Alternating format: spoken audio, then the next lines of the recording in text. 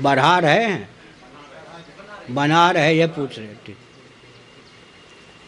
ठीक है, समस्या तो आजकल ईमानदार के सामने यह है ही।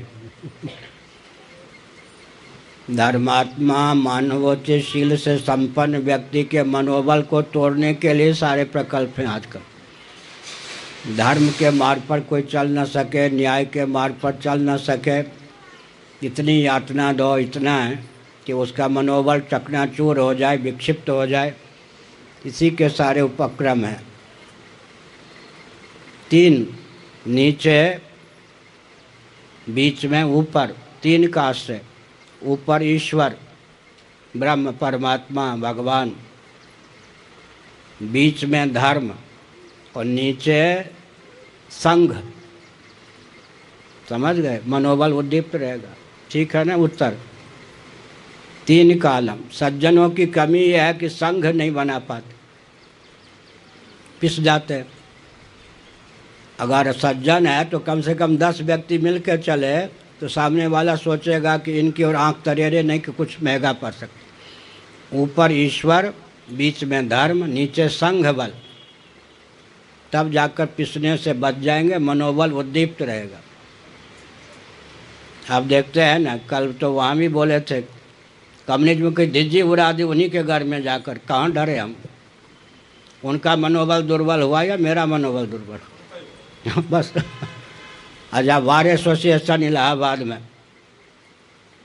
हाई कोर्ट में जाकर बैसो, होते ही बैठ जाओ, तो घूम मर जाओ।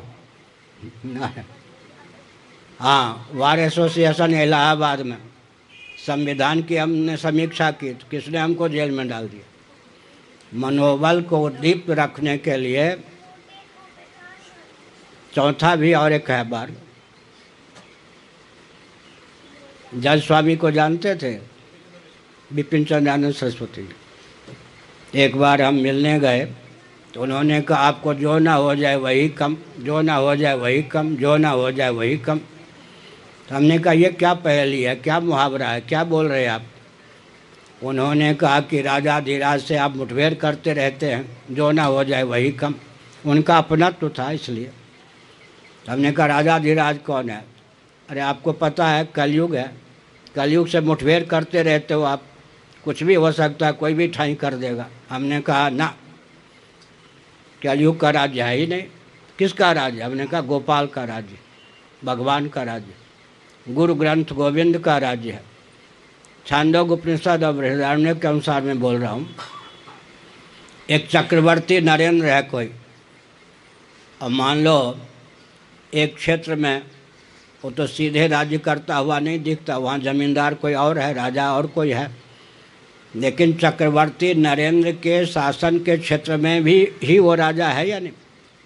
अच्छा, महाभारत में कई बार आया, छांदोग्य उपनिषद आदि में आया, देवराज इंद्र कहाँ के राजा हैं? स्वर्ग के। भूर्भुवः स्वः, भू से ऊपर भुवः, उससे ऊपर स्वः। भुवः स्वः लोक के जो राजा इंद्र हैं, भले ही भुवः लोक पर, भुवर लोक पर और भूह लोक पर कोई दूसरा शासन करता हुआ दिखाई पड़े, लेकिन वस्तुतः उन पर भी आधिपत्य किनका है? इंद्र का। फिर महाजना तपा सत्यम, सत्यलोक में कौन है? ब्रह्मा जी। तो मर्त्यलोक में भले ही मोदी जी हों, मनमोहन जी हों, भारतवर्ष में वस्तुतः ब्रह्मा जी का शासन हुआ या नहीं? और ब्रह्मा जी के ऊपर भी किनका शासन है? श्रीमन नारायण का, साक्षात परात्पर पुरुषोत्तम परमात्मा का। तो जहाँ जाए इसको बरबरावे नहीं, बोले नहीं, अंदर से समझे कि हम ईश्वर के द्वारा शासन प्राप्त क्षेत्र में घुस रहे हैं। यहाँ भी ईश्वर का साम्राज्य है और ईश्वर हमारे आत्मी ही नहीं बल्कि आत्मस्वरूप भी है। मनोबल बुलंद रहेगा। हम ये नहीं मानते कि मायावती का राज्य है या था, या ममता का या इनका राज्य है, केजरीवाल जी का। उचित ये विज्ञान रहता है किस पार्टी का राज्य है, कौन है नेता, या अंदर से समझते हैं ईश्वर का राज्य है, मैं ईश्वर का हूँ, तो कौन बाल बांका कर देगा? मनोबल उद्दीप्त रहता है। हम दूसरों के नाम पर क्यों रोवें? जितने रोने योग्य व्यक्ति हमारे नाम पे क्यों न रोवें? हम लोग दहाड़ रहे हैं, भौतिकवादी गिरगिरा के रो रहे हैं। क्या किसका बल है? धर्म, ये तीन बल, गुरु ग्रंथ और गोविंद। गुरु ग्रंथ और गोविंद एक प्रकार बताया, उधर ईश्वर, धर्म और संघ बल।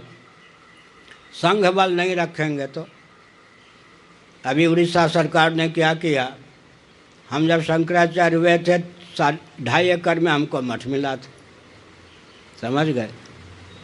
वो भी गुंडों से घिरा हुआ, अराजक तत्वों से, बिना लाठी गोली के, गौशाला सहित वो लगभग 8 एकड़ में है। उड़ीसा सरकार ने शंकराचार्य का कोई आधिपत्य नहीं, तहसीलदार के द्वारा निर्णय करवा दिया। तहसीलदार कहाँ शंकराचार्य, पोप जी कहाँ पोप होते हैं उनके यहाँ, हमारे यहाँ शंकराचार्य तहसीलदार से निर्णय करा दिया श्री जगन्नाथ मंदिर परिचालना समिति की संपत्ति है, शंकराचार्य की संपत्ति नहीं। हमको पता चला, हम यात्रा में थे, हमने फ़ोन किया, करवाया जितन महापाद जी को कि किसी एक तारीख को एक ही समय जिला कार्यालय जहाँ हो हल्ला किए बिना मौन हमारी आदित्य वाहिनी के सदस्य केवल एक पट्टी पर लिख दें, हे सर्वेश्वर शासन तंत्र की दमन नीति का दमन कर।